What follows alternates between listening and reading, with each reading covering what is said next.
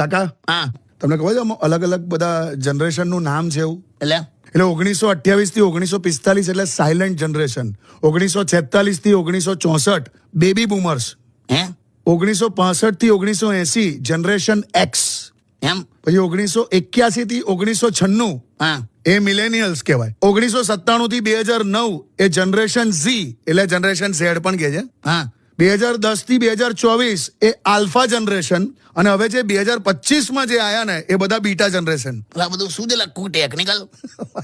હું તો પેઢી ને એવું બધું જ ખબર.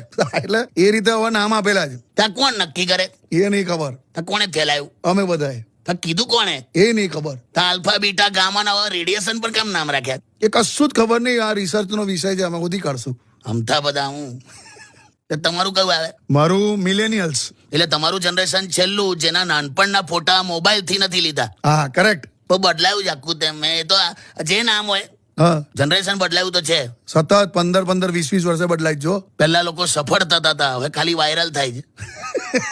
લાયા. પેલા લોકો કહેતા હતા ને ફૂલો ફલો, હા હવે કે છે ફોલો કરો. ટેકનોલોજી જનરેશન નક્કી કરે એટલે બીજું કઈ નહીં. હા કરેક્ટ. તો આમાં મુકુંદ દાદા ક્યાં આવે? એ તો જનરેશન ચિરંજીવી લા, એને સદીઓમાં માપવા પડે.